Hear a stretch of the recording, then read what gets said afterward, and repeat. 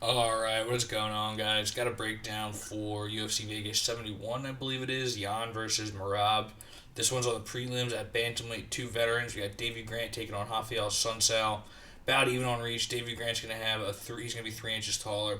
So I guess I'll start with Raphael Assunção. Picked up a solid win as an underdog. One of the more charitable underdog picks of the last year, I would say. Assunção was like a 3-1 underdog, which is just insane. So he did manage to come through there, and he fought a really good fight. That was Raphael Assunção at his best. He's got really good footwork and really good ability to counter, and he's just so hard to get a hold of. Mostly moving backwards, he does that. So yeah, there's a reason why he's been around for as long as he has. Obviously, he's on the wrong side of 40 now, soon to be 41.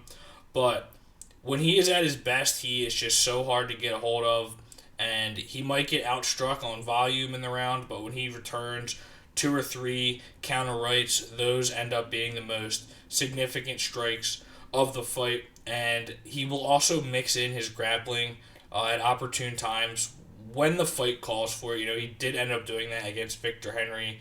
BJJ black belt for Sun Sal. Even though Henry is pretty decent on the ground too, he was able to stay out of trouble, just pick up some control, win 2 or 3 rounds in that one, I would say. And afterwards, he just said he's looking at retirement in the near future. I mean, it makes sense. And he said he just wanted one or two more fights against like another veteran, so that's what he's got.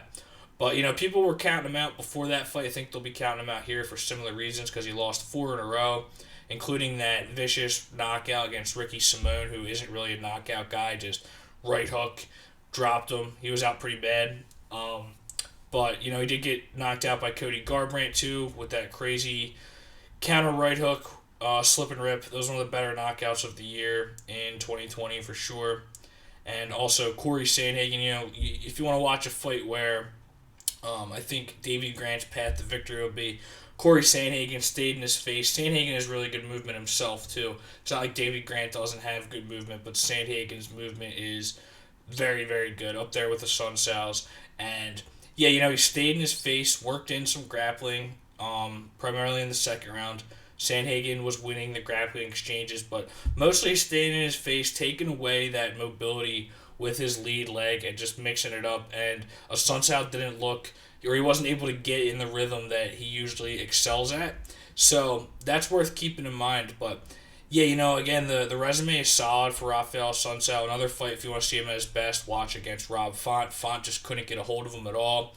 Sunsao just taking his time, winning the grappling exchanges again, and just picking his spots with these beautiful counter right hooks. So for Davey Grant, he only really has one gear.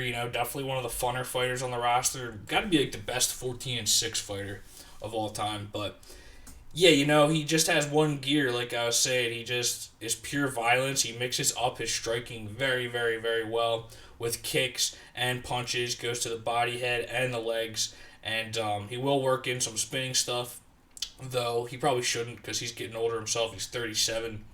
Neither one of these guys are young. So if you're looking at a Sunsal's age as a big reason why you want to fade him, I wouldn't, because you look at the Lewis Smolka fight, and Davey Grant just pushes an absolute pace on him, lands like 70 strikes in the first round, and then he gets tired. I mean, that pace would tire anybody out, but especially if you're 37 years old, ends up losing the second round. But then he just finds he put him down on the ground with a really nice leg kick. Smolka's leg was just gone, and then he just ground and pounded him out too. It's not like he just rained some ground and pound to finish the fight. He put him out. So kept his power in the third round. Seems like he can go back there and find that second win. And he had lots of heart, durability, and again just power and the ability to push the pace. He's fought some top dogs in recent years. Against Cheeto Vera, it was fairly close, but Cheeto wins that one. Against Adrian Yanez, very close fight. I bet Yanez in that one, and it was greasy, man. I thought he might have lost upon watching it live. Watching it again, I would say 1-3 for Yanez. Yanez just a little too clean, step ahead of him, and was able to match his output and then just being the cleaner fighter, it's going to make the difference. But yeah, he had a great year in like 2020, 2021-ish. Started it with a knockout of Jonathan Martinez, which has aged well, and he did beat Cheeto Vera back in the day, so that's why they redid that one. But Yeah, very well rounded for Davey Grant. His ground game is decent too. The only thing I worry about him is he's one of those guys that's just taken so much damage in his career, and sometimes you gotta watch towards the end of a career of a fighter like this. The chin could just be gone one day. He's tough as hell, but he hasn't shown any chin issues in his last couple fights. I mean, I think he did get dropped. He got dropped by somebody.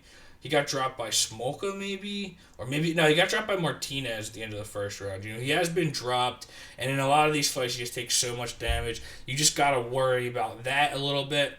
And also, again, he's not super young himself. He's shown that he's getting up there in age, so I don't think either one of these guys are gonna have the gas tank that they once had in this fight. But we look at the odds, and Davey Grant is a -155 favorite, and I'm gonna go with Davey Grant ever so slightly, but it's really close. Davey Grant is borderline one of those guys who's really good to bet as an underdog, but as a favorite, sometimes it's greasy. He's like Julian Erosa is like the guy I think of when I think of that. Davey Grant is kind of in that Julian Erosa tier, but I do think that if he can just stay in his face, push a pace on him, and he does have good leg kicks, take away that mobility, he can replicate the fight that Sandhagen fought. The only problem is he's not as clean, and he's going to be there to get hit by Raphael Assunção. Davey Grant gets hit in a lot of his fights, and Assunção, again, a very precise counter striker. He is going to find some moments in this fight, and he's good at if Davey Grant is just in his face, pushing the pace. Assunção is going to return. He's good in close range. That's the one time where his volume does go up, but I just think that Davey Grant is going to be able to break him down and get the KO here. But again, very, very close fight. Could really go either way. I know I said not to really think of the age, but it's just like at 41, I'm going to trust Davey Grant's gas tank a little bit more than Assunção's, I suppose. But again, I'm not trying to read into that all that much. I do just think that Davey Grant is going to have the weapons to just beat him with volume and pace and not let Assunção get into his rhythm. But again, could go either way. Not really looking to bet it. Not a high priority betting situation, I should say. So thanks for watching, guys. Share, subscribe, and take it easy.